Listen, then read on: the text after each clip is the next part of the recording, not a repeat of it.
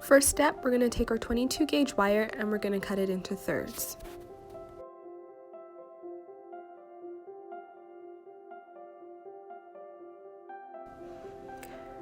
Then take your pliers and you're going to hook the end of your 22 gauge wire, just like so, creating a little loop at the end and closing the loop.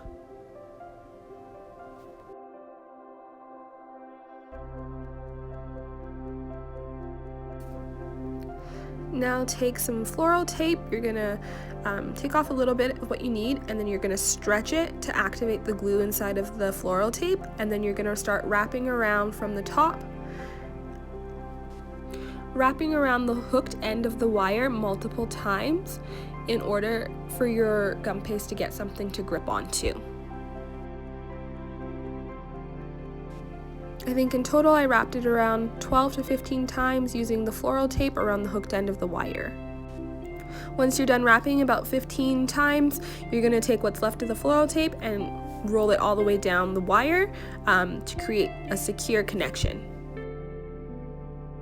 Okay, we're going to roll out our gum paste very thin so that we can cut out our hydrangea cutters. Little tip, you can either roll out your gum paste by hand or you can use a pasta roller. If you're going to use a pasta roller, you're going to roll it out to a consistency of about 5 or 6 on your machine. So this is the thinness that you're looking for. Now using your hydrangea cutter, you're going to cut out your petals. You're going to need about 3 petals per flower.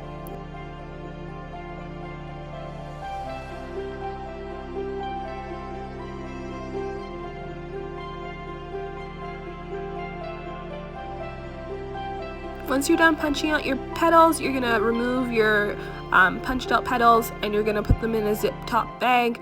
That way they don't dry out, and then you're going to ball up what's left, condition it, and also put that in your Ziploc bag as well.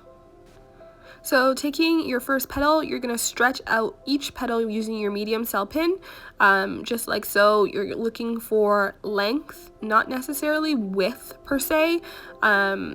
You're just trying to make your petal bigger so that you have more surface area to cover your wire. This is what we're looking for in terms of sizing for our petal. So now you're going to move it onto your craft foam. I like to use my craft foam because I get a little bit more control. Dip the center with a little bit of egg white. And now we're going to insert our wire into the center of our petal.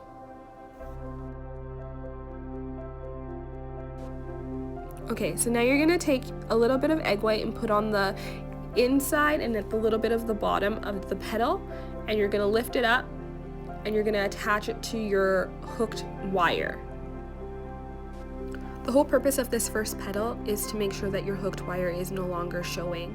So we're going to wrap it around the center of our wire, and we're going to cover it up, and then we're going to wrap what's left of the petal, and then wrap it all the way around so that you can no longer see the wire.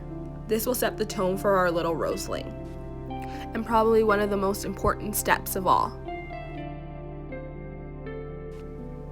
Now we're going to squeeze our little center, make sure it's nice and secure, and then we're going to add a little bit of glue to this petal right next to it, and we're going to secure it right behind our center.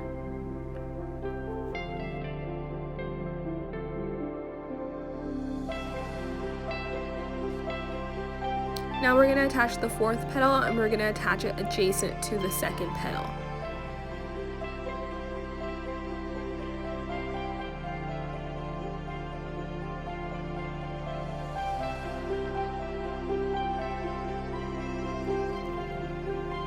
And now I'll take some more glue, and we're going to attach our final petal, which is our third petal, and we're going to insert it into the first little door there, creating a cute little rosebud just like that.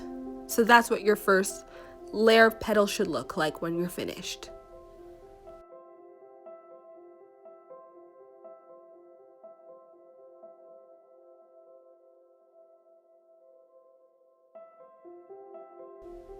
Be sure to flip it over and then just give it a little squeeze at the bottom to make sure that it's secure to your wire so that your petal doesn't fall off.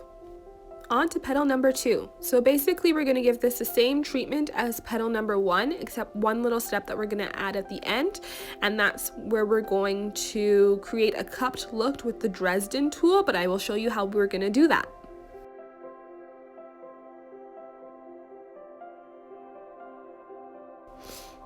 So taking your Dresden tool, you're going to thin out this petal even further, and you're going to create a cupped look by running it along the edge of the petal.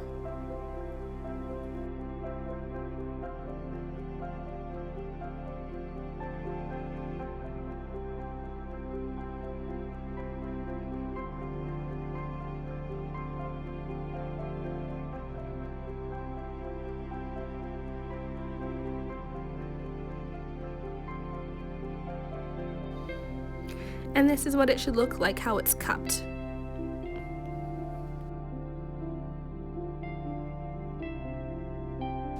So taking your craft foam again, instead of keeping it this way up with the cup side facing upwards, we're going to flip it upside down.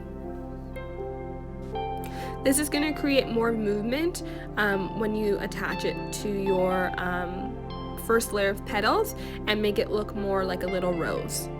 Once again, put a little glue in the center, and now you're going to take your bud and you're going to insert it into the center of your petal.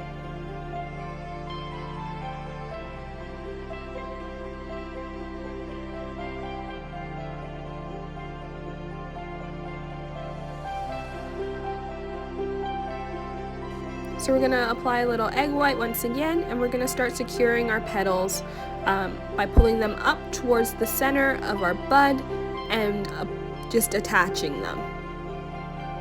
And then you're going to pinch and give it a little squeeze so that it's firmly attached to your center petals.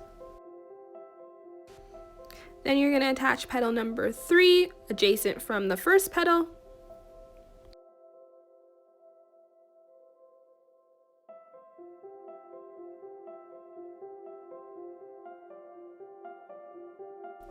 Go back to petal number 2 and attach that guy, give him another little squeeze, and then you're going to do the same thing to petal number 4.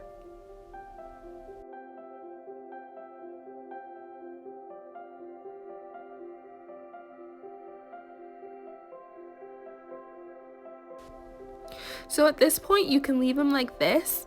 I think it looks really cute, but because we're fancy, we're going to add a little bit extra. We're going to add a third layer to give it a little more depth and dimension. But if you're using this in an arrangement, you would want to have like a variation of sizes.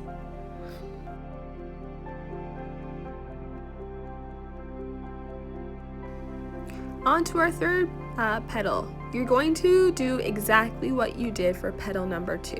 So you're going to stretch it out using your medium cell pin, and then you're going to go in with your Dresden tool, and you're going to use that cupping motion once again, and you're going to create cupped petals in order to add more movement for your roseling.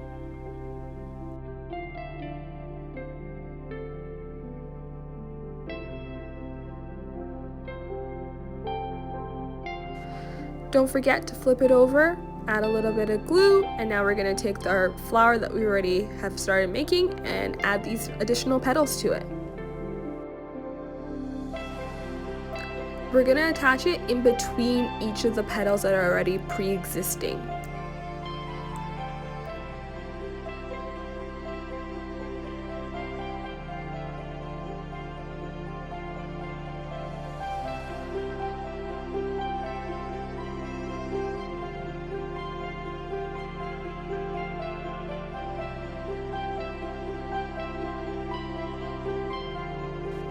Okay, remove it from the craft foam and give it a little squeeze to make sure that all the petals are secure. This is my favorite part. I like to twist the ends and like create a little bit of movement. Those little touches make your roseling look a lot more real. And when you're done, hang it upside down to dry in your styrofoam block until it's fully dry, and then you can go ahead and dust it. If you liked this video, be sure to like and subscribe if you want more.